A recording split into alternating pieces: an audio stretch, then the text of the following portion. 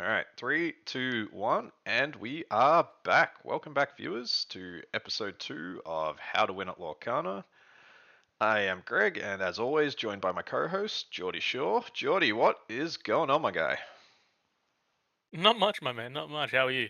Yeah, good man. So you've stolen my place. You moved to the left of screen this week, moving up in the world. So well played, well Yeah, played. I liked how you were looking over there, so Yeah. thought I'd move in. Nah, I like it, man. But we're both hanging out in the same jungle, so that's pretty good. You're Of probably course, just of course. behind me, Where yeah. else? Where else would you stream from? All right. So this week, the topic for discussion is deck building. Hmm. So what we're going to do is we're going to go through how to build a deck, how to refine a deck, but we are also going to build on the concepts that we learned last week, and we're going to try and use those this week to help us build our decks. So can you list off for me? Oh, I guess if you're a viewer returning, maybe pause the video here, see if you can remember. But Geordie, can you list for me the 3 core concepts that we talked about last week? I can. So we were speaking about card advantage compared to your opponent. Obviously, you want to have more cards. The law race, so who can get the 20 quicker, and the most important one, board control. Yes, right, you are. So, yep, exactly as you said, these were the 3 core concepts that help us sort of look at the game from a high level. And we are going to go through how to apply these to building our decks this week. So, again, we've got another 3 steps that we're going to go through, talking about deck building. The first step is we're going to choose our strategy. We're going to talk about some of the common deck, what's usually referred to as archetypes, or sort of, yeah, like a group Hmm. of different decks that fall under the same strategy. Number 2, we're going to talk about how to structure our deck and sort of which cards to include, what are maybe the types of cards. And then number 3, we're going to talk about how to test our deck and iterate and then improve. And so we are talking about choosing a strategy. So we need to ask ourselves the following questions. What kind of deck do we want to play? And how does our deck win? So you'll often hear that referred to as a win condition. So it's like, what does my deck need to do in order to win the game? And the next slide, there we go. These are 4 very common terms that you may hear when we're talking about TCGs. Geordie, do you want to go Hmm. through these 4 different deck styles? Yeah. So you've got aggro. Uh, Super simple. Just win fast with a bunch of cheap characters with good lore gain. Not Hmm. always the strongest characters for board control, but you don't care. Yep. uh, then you've got control, which is probably my favorite. Me too. Um, yeah, where you want to the later the game goes, the better for you generally. Yep. A lot of removal, a lot of card draw. You will be losing early, so it's not always the easiest thing to play. Hmm. But definitely my favorite. Yep. You got mid range, which is kind of in the middle of the both of them. So you've got some strong characters. So it's more board control focused than aggro, but not full into it like control is. Yep. And then you've got combo decks, which isn't too much of a thing yet in Lorcana. Unfortunately, I hope so. That was definitely my favorite in Hearthstone. Yep. Yep. I like them too. But yeah, you just get a bunch of cards that work together. You get like one turn wins and stuff like that, which is always good. Well, good when you're playing it, not when you're against Yeah, not the most fun to play against. it. All right, so we yeah, so I'll take it from here. All right, so let's Yeah, go cool. through, break these decks down, and again, we're going to talk about how well they do at card advantage, how well they do at the law race, and how well they do at board control by ranking them out of 5 Mr. Potato Heads in each category. So, number 1, we are talking about aggro. So we're trying to win the game quickly. We want a lot of early law gain and high questing characters. One sort of slight misconception with aggro is you just play your characters and then you just quest straight Hmm. away, and that's exactly how it plays out. If you do that, you'll generally run out of cards. So you need to be a little bit strategic, and you need to have some way to try and protect your cards usually. But yeah, it's Usually, if you just play characters, quest every turn, you'll run out of stuff Mm. before you get to 20 most of the time. But what this strategy is trying to do is trying to flood the board with lots of cheap characters, protect them a little bit, and we're not too worried about trying to control our opponent's board. We just want to win the game as quickly as we can. So card draw, in general in Lorcana, I'd say the card draw for aggro decks is usually about 2 Mr. Potato Heads out of 5. In the Law Race, that's definitely where the strategy shines, so we've given it 5 out of Mm. 5. And for board control, I've just put 1 because the deck is deliberately giving up control of the board and sort of letting the opponent do what they want. And in exchange for that, we're just trying to win the game before our opponent's strategy really begins to shine. So we've got a couple of archetypes that sort of do this. These are decks that are being played at the moment in set 11. Mm. Um, so we've got Amber Emerald Dogs. That's quite an aggressive deck, but again, it has some tools to protect its characters, such as cards like Emerald Chromicon, which is sort of there to make sure that your opponent can't challenge all of your characters in one turn. We've got Amber Steel aggro. This one's a bit more of a just sort of flood the board and quest. It doesn't do much else really. It's got like fire the Mm. cannons and a few other cards to try and protect you guys, but yeah, for the most part, it's just trying to quest to 20 as soon as possible. And then probably the most aggressive out of these, we got Amber Amethyst. So that's running a lot of high questing early game cards, and even cards that you just pay to, like for example, Gathering Knowledge and Wisdom. You just pay 2 and you gain 2 lore. So that's the sort of card where it doesn't actually play anything to the board. You're not developing a character. It's purely just there for the lore race. So yeah, with these sorts of decks, you're not trying to control the board too well. You are just trying to go quick. Mhm. All right, strategy number 2, Geordie. Talk us through control. Yeah. So control, like I was saying before, it is pretty much all about the board control and card draw. Mm-hmm. Um, so as you can see, Greg has rated it a 4 out of 5 Mr. Potato Heads for card draw. Because you want to just obviously have answers for everything that your opponent can do in your hand. Yes. Um, only a 1 out of 5 potato heads for Law Race, probably because Greg didn't want to put 0. Yeah, one is the minimum. So between 1 and 5. uh, just because you're never winning by turn 4 or turn 5 like aggro decks are. The later the game goes, the better. So it's a marathon, not a sprint for this Law Race and control decks. Yes. Um, and obviously board control is a 5 out of 5 potato heads because that is your whole strategy for the for your deck. Just leave your opponent's board completely empty while you just do your thing. Yep. I mean the name of the strategy control is literally named Mm. after board control, so it makes a lot of Yeah. sense. All right, so a couple of example decks that we've got. We've got Emerald Sapphire control, so that's trying to leverage tools like Under the Sea and Prince Philip to sort of Mm. banish all of their characters in one go. And that's pretty typical of control decks. You usually have one or maybe several cards that you play and it will move multiple threats with just the one card. And you're trying to leverage that for card advantage. So if you can play, Mm. say, Under the Sea, you play one card and you remove 4 or 5 from your opponent. That's a great way to get card advantage.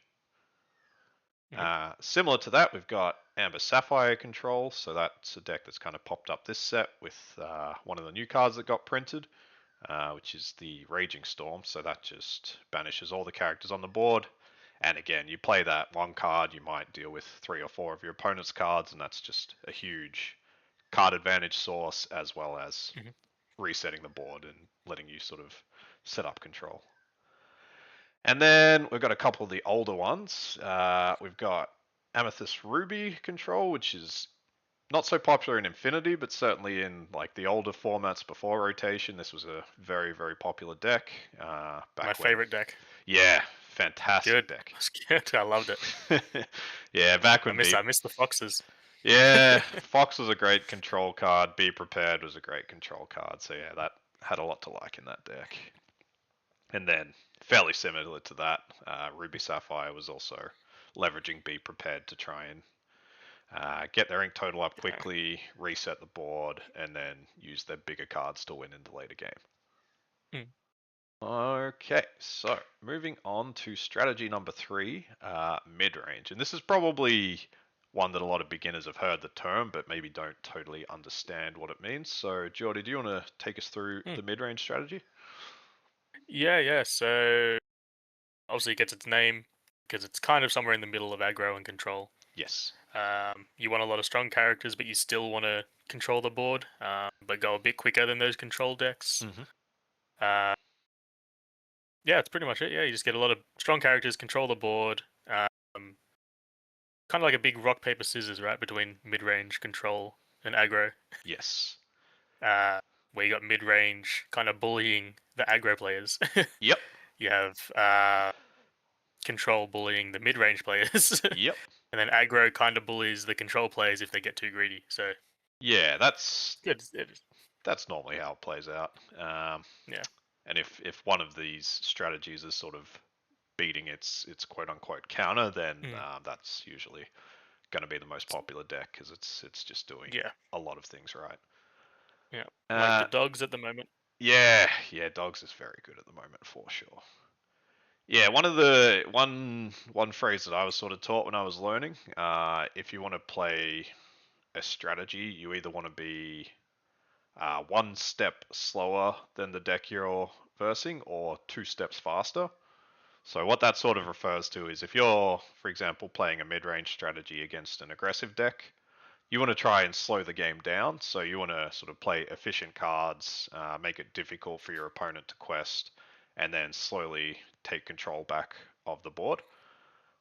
Whereas versing a control deck with the mid-range strategy, if you let the game go on for too long, they are probably going to have the advantage. So you want to be fast enough that you can get to 20 before they really start to do what their deck is strong at. Yeah, for sure. All right, so for the mid-range strategy, so again, it has elements of the aggressive strategies and the control strategies, hence the name mid-range. It's between the two. So I've ranked the card draw component at 4 Mr. Potato Heads out of 5. So similar to control, these mid-range strategies usually need to draw a lot of cards to be effective. At least in Lorcana. In other games, it might be a bit different, but most mid-range decks you see in this game will have quite good card draw.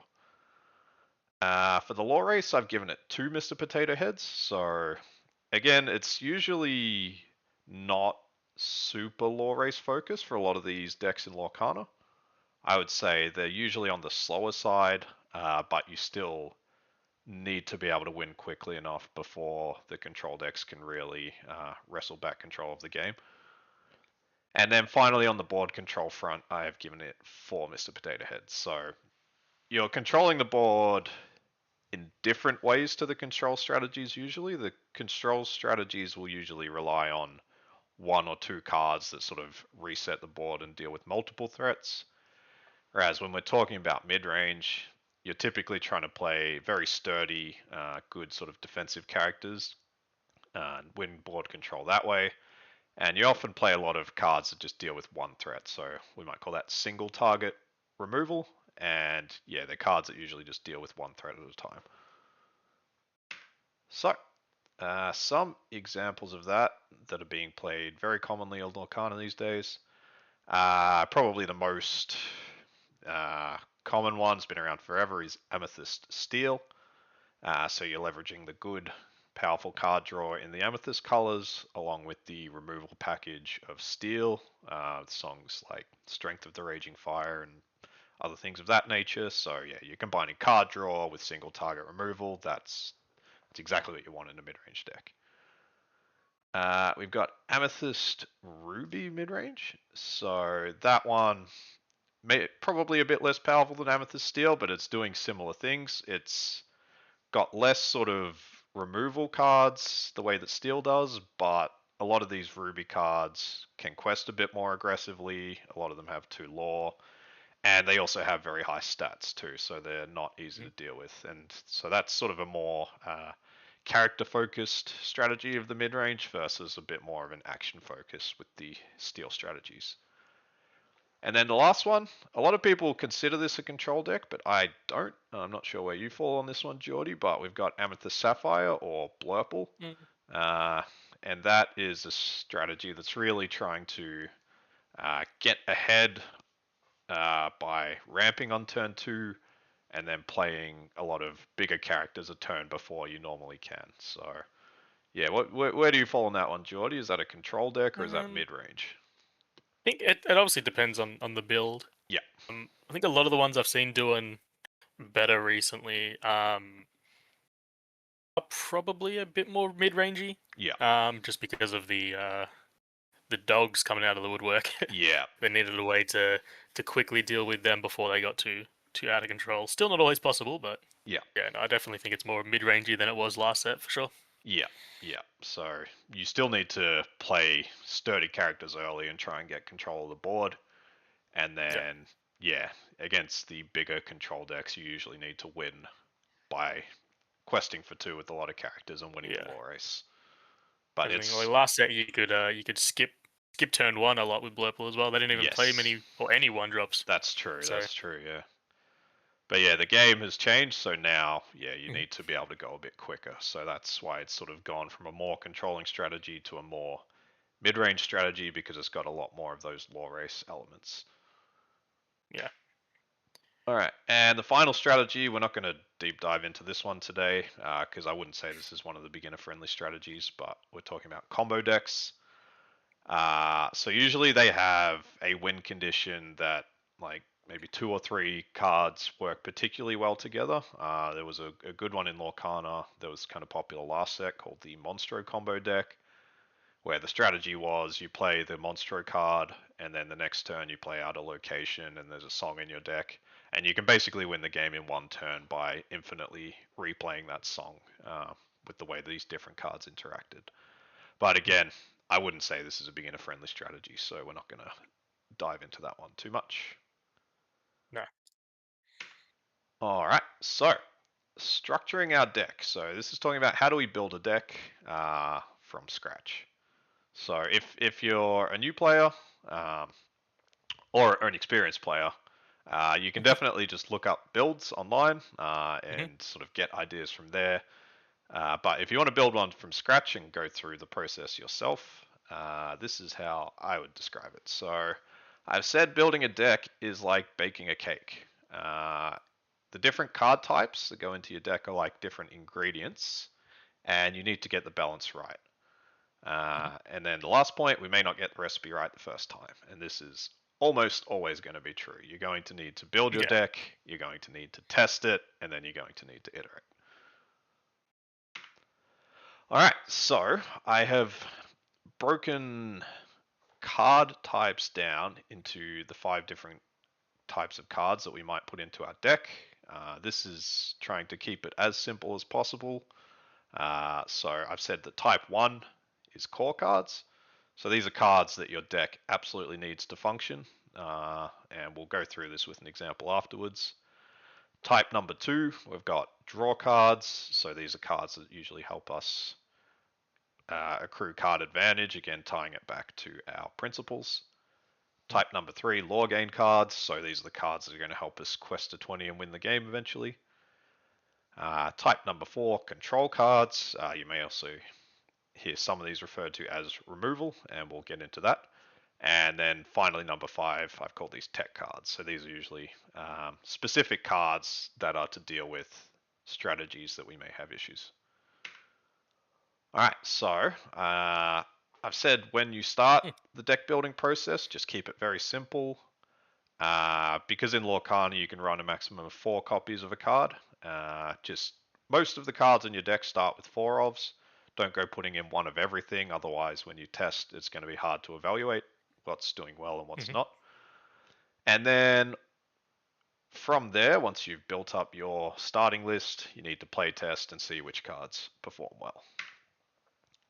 All right, Geordie. So in our Mm, example, we've decided we're going to play a Blurple mid-range strategy. This has been the most played deck for the last 3 sets.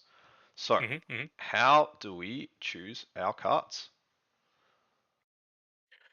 Yeah. So we Blurple, obviously being the mid-range deck, so we wanted a lot of card draw. We needed a lot of board control cards. Hmm. Um, so that's probably what would start with. And obviously being a blue deck, Hmm. you get access to all the ramp, which is definitely some of the core cards that you would need. Yes. Just so you can skip your turn three. Essentially, you can always just play one turn ahead of your opponent, Yes.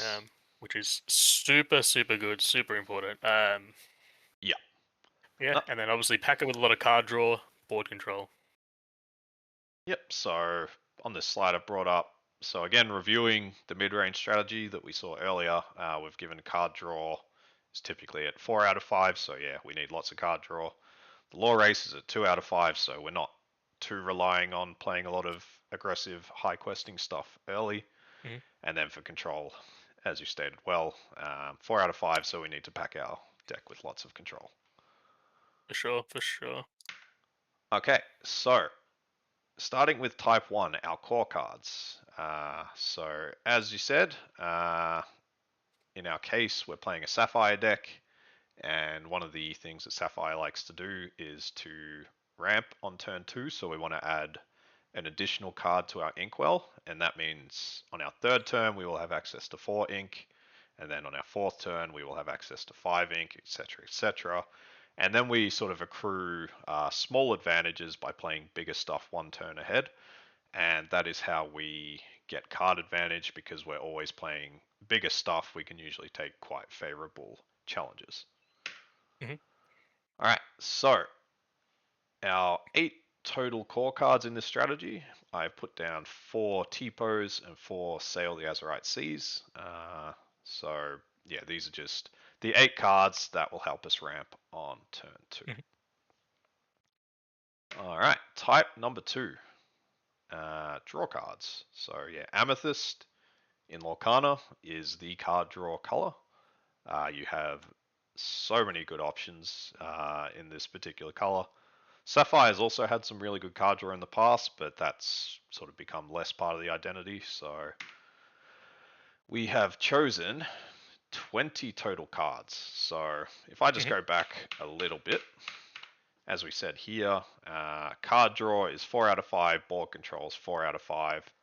So that probably means, yeah, 80% of our deck will be made up of both card draw and board control, and then the other 20% will be either things to help us with the law race, our core cards, and our tech cards.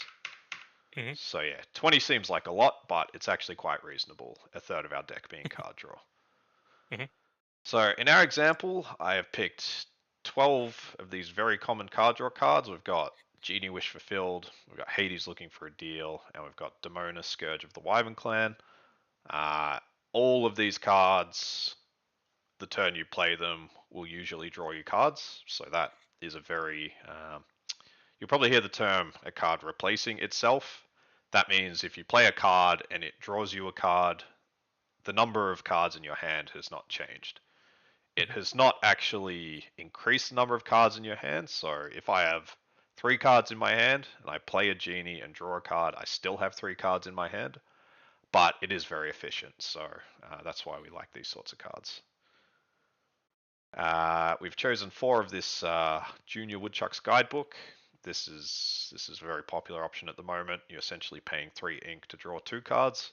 So this particular card does increase the number of cards in your hand. If I have 3 in my hand, if I play the book, pay 1 to banish the book, and draw 2, I now have 4 in my hand. So that has increased my hand size, but it's not actually developing anything to the board, so it's on the slower side. Hmm. And then finally, we've gone for Dumbo, Ninth Wonder of the Universe. So this is a good card. It allows you to exert both itself and your other evasive characters in order to gain 1 law and draw a card. So that is very efficient, and if we have lots of evasives in our deck, that can get us a lot of value. Yeah, for So, sure. any comments on these choices? No, I think they're good. We'll just add to before. I am a big fan of decks that are full four ofs. Mm-hmm. I just like it to be as consistent as possible. So I do. do very much agree with this.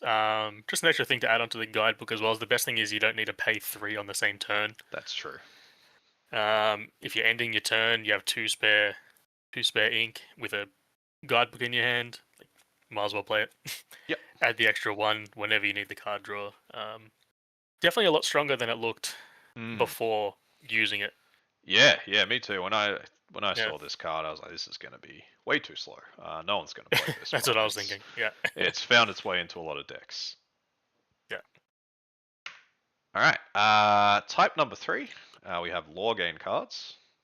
So in this first version of the deck, we put Lorgain at 2 out of 5. So we're not Mhm, actually going to dedicate any slots at this early stage to Lorgain. We're going to just fill our deck with other stuff and see how we go. Uh, and I've said, yeah, this is not too critical to our strategy, so we're going to not dedicate any slots to it just yet. mhm. Type number 4, we have board control cards. So key to our strategy, on turn 2, we're going to play quite low stats. If we play Sail the Azurite Sea, we might develop nothing to the board. If we play Tipo, it has 1 strength, 2 willpower. It's really not good at fighting for the board either. So we're going to need a lot of control cards to catch up, or we're going to need cards that we can play on the first turn that are sort of defensive. So, yep. Yeah, All right, I've summed this up well for myself here. So, yeah, defensive I one think you did cost well. cards that will just help us stall out the game a little bit, and then we want a bunch of control cards to catch up. So, Geordie, walk us through our deck choice. Yeah, so we've got the 8 one cost cards.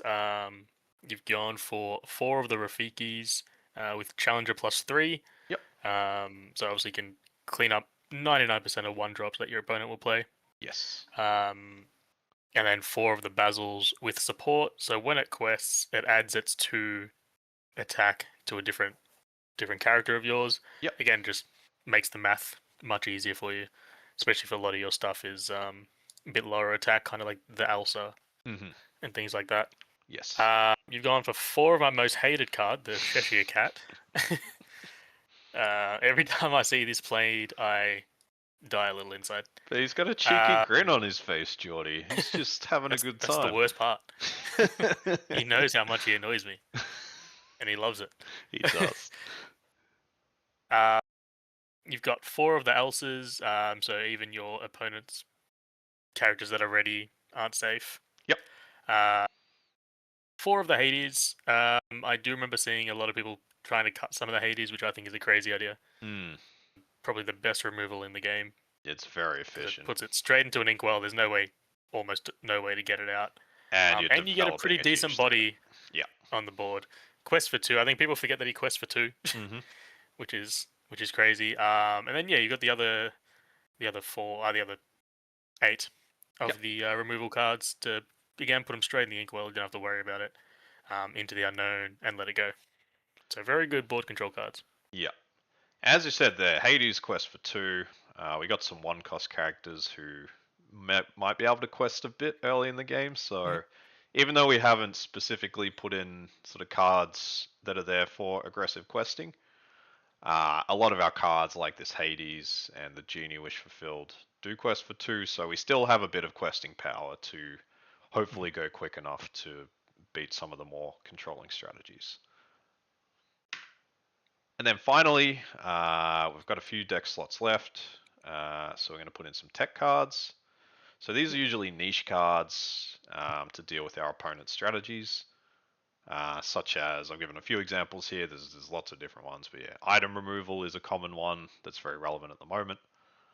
Yeah. Actions that are specifically really there to deal with illusions. So if Mhm. illusions are very popular, you want to run a lot of actions. Uh, Answers to evasive characters, so if your deck doesn't run a lot of evasives, you don't want to just be stuck there watching your opponent's evasives quest all game, you need answers. Mhm. And yeah, just etc. So there's lots and lots of different things that you may want to tech for. But I put a note down the bottom here, and I'll get your thoughts on this. Mm. But I've said tech cards should almost always be inkable, because they are by definition poor in most situations. What are your thoughts on that? Yeah, no, for sure. There will be a lot of matchups where, for example, you have an item removal card Hmm. where there are a lot of decks that just play zero items. Yes. So you don't want an uninkable item removal card just stuck in your hand for the whole game Yeah. because there's nothing to use it on. So at least ink, just free ink. You don't even have to think about it. Makes the inking decision super easy. Yep. If you know obviously what deck you're playing against. So Yeah. definitely a good idea. I'll probably caveat that if that card was cheap and it draws you a card, then it's also fine. Mm, But in general, yeah, if you're yeah. dedicating text slots in your deck, try and make them inkable if you can. Mhm, All right, so in our example, based on the state of the game at the moment, I've just dedicated 4 text slots. So I've said we might face items and we might face a lot of illusions. So mhm, we've just gone for 2 of this Wasabi card, Inkable card that when you play it, you can banish an item and its player gains 1 law. So that's very good at dealing with opposing items. You can also play it on your own items if you need the law desperately, but that's very very niche. And then also this hypnotic strength. So what this card does, you draw a card, chosen character gains challenger 2. There are plenty of times when you can play that just for the challenger 2 and it will be useful for yourself. mhm. But most commonly this card is there so you can play it, draw a card, target an opponent's illusion character and banish it, and then you've just got a 1 for 0 like we discussed last week. You've played a card which has replaced itself and you've dealt with the threat, so that's very, very nice for our Yeah. card advantage. Yeah. Cool. We have our 60 card deck. So the next step is now what do we do? Well, obviously, we play some games. So Mm, we're going to play test our deck. We're going to figure out which cards work and which ones don't. But this is the core question, and this is probably not really obvious to beginner players. How do we analyze which cards are working and which cards are not working? And to do this, I don't recommend thinking of it too much card by card. You'll probably get some intuition about which cards, when you see them, it's like, oh, this is really good. I want to see this every game. And which cards are a bit more inking this a lot of the time, or I just haven't found the right chance to play it. You'll get some intuition about that, but we're going to try and give some concrete advice on how to break that down. And Geordie, how are we going to figure that out? Walk me through it. Yeah, yeah. So there's a few. So after when you lose a game, but also I think it's underrated to even when you win a game Yep. to look at what cards weren't useful Yes. or in that kind of game. But yeah, as a blanket thing, super easy. You can see how many cards you have in your hand in your ink. So obviously, if there's too many in your hand and your ink, but it hasn't really done anything for you, Mm-hmm. might be something a bit off with the deck. Yep. How many cards are on your board? So obviously, did you have a super wide board, but your opponent just went quicker? You might Yep. need more bot removal, Yep. stuff like that. How much law you're on? So obviously, if you're like at 19, like 1 law or something could be different. We just rub that off. You can ignore that one. But if you lose when you're on like 5 or 6, there might be some more issues there. Yep. And then yeah, obviously, were there any super annoying cards from your opponent that you either Yes. couldn't deal with, came down at the wrong time, or just yeah completely blew your strategy apart? Yep. Um, yeah. Yep. So, and you can even like take a photo of your hand at the end of the game. You can take Mhm. a photo of your board. And yeah, if you do this for 5 or 10 or 20 games, it will start to become clear what the strengths are of your deck and what the weaknesses are. Yeah, for sure. All right. So, if we are regularly losing with 4 or more cards in our hand, Mhm. we may have too much card draw. And people might read that and be like, what? Too much card draw? But I love drawing What cards. a It's like, crazy thing to say, I Greg. know, totally unhinged. But there is such a thing as too much card draw. Uh, card draw cards are usually very slow. They usually have low stats. They're kind of expensive. So, for example, the guidebook we were talking about earlier, Mm, it says pay 3, develop nothing to the board. That's not good. That's very slow. Uh, mhm. So we want to replace some of our card draw options for some more controlling tools because we need to try and get our cards out faster and control the board a bit more. Having too much card draw is not helping us here. So one choice we can do here that I've just suggested, I've just picked 3 of our card draw cards. I've picked 2 of our Genie Wish Fulfilled, 1 of our Hades. This is the 5-cost Hades, the card draw one. So we're going to cut these Hmm. 3 cards and we're going to put in 3 Tiggers. We could also put in more 1-drops. We could put in some bigger bodies on turn 4. We've got millions of options, but Yeah. just in this example, and this is a common choice that a lot of people are making, we're cutting down a card draw. Our deck is too slow. And this Hmm. Tigger card, when you play this character, you may return chosen character, item, or location with cost 2 or less to their player's hand. So that's very good at slowing down cards like Calhoun, Grandmother Willow, any of these. But don't Yeah. fixate on the fact that I've chosen Tigger here. There's plenty of options. You could add more 1-cost characters. You could add whatever you want. It's up to you. Yeah. All right. So if we are losing regularly with no cards in our hand and no characters on our board, we ran out of resources.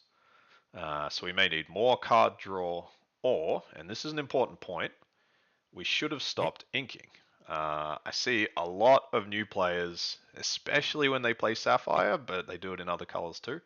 Every turn, they feel like they need to ink a card. Yeah. So my advice there is you can always ink that card later if you need to, but just look at your deck, look at the most expensive card in it. So in our case, our most expensive card in our deck selection is 7 ink for the big Mhm. blue Hades.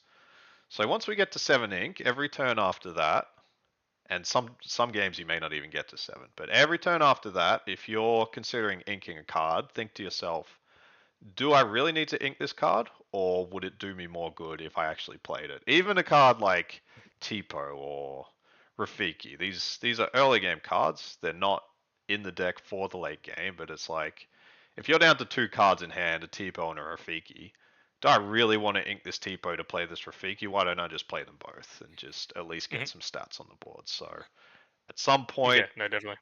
at some point, you need to stop inking. But tying this back to what our problem was, we ran out of resources. So, yeah, if we're losing regularly, running out of cards, I've just chosen 2 of our 1-cost cards. These are kind of low value. They're good for defense early, but they don't help us draw. So I've cut these 2, and just as a random choice, I put in 2 of this library card, which it's a location. We can move characters to it, and when they're banished while at the location, draw a card. So that can be I'm a one big of. library fan. Yeah, I'm a huge fan of this Yeah. card. But again, Yeah. we're not going to fixate on the card itself. We're just No. making choices to remove the low value cards and put in more card draw. Yeah. All right, next example. If we lose the law race with cards in our hand and cards on the board, we need more law gain. Our deck Mm. might be too slow. So, like you were saying earlier, if you're losing on 19 and your opponent's just like beating you in the race every time, we Mhm. probably need more 2-questers. We don't want to completely gut our strategy and start taking out lots of control and lots of card draw just to start filling this, but we probably want to, if we can, one good thing to do is replace similar cards. So in this example, what I've said is we're going to replace 2 of this Cheshire Cat, which is a 1-quester, and we're just going to put in Mhm. 2 Bells, which is a 2-quester. So both cards perform a similar role. They both move damage counters. They're a little bit different. But yeah, if we can do things like that, replace similar cards for ones that do the same thing but quest for a little bit more, that might help us get to 20 instead of 18 or 19 next game. Yeah. No, for sure. I'm definitely a big Belle fan as well. Yeah, yeah. My little test run with Blurble, she was probably the MVP. I agree. I think people have done this card dirty. The cat's Yeah. overhyped. I know you're a patented Yeah. cat hater over here, so I am a cat hater. I would run yeah. zero anyway, so Wow, that's just out of zero principle. Just out of cat. principle. I respect it, man. I respect it. All right, and then finally, if at the end of the game we found ourselves that we couldn't deal with a certain type of cards, We need to probably add in some tech cards to deal with that. Yep. So I've just put a couple of examples here. We've got the Ink Runner card, which we can pay 1, exert, and give one of our characters alert. So this helps us deal with evasives. It's also Yep. inkable and it draws a card. So as far as a tech card goes, this one is pretty low risk. Yeah, that's pretty good. I've even seen it just run almost 3-4 obs in a lot of blue lists. Yeah. Yeah. We've got the Scuttle card, so this is sort of to try and play around a lot of the steel decks. They have a lot of removal, so if we find that our characters just keep getting zapped, we might want to put some ward characters in. And then finally, I've included another tech card, Wipeout. So this can put chosen bodyguard or item into a player's inkwell. So if we're having a lot of trouble with bodyguards or we're having a lot of trouble with items, then this can be a nice option. And Okay. again, yeah, this is kind of flexible. It's inkable. It deals with multiple things. So yeah, that can be really good. All right, so hopefully that helped people. Yeah, I think the main takeaway for me is once you've built a deck and you've play tested it, you really need to try and take a concrete stance towards evaluating which cards are performing well, which cards are not. And to do Mhm. that, yeah, look at the end game state, and yes, figure out which one of these problems or multiple problems you are having, and then try and replace the cards that you don't need with cards that will help you plug that gap.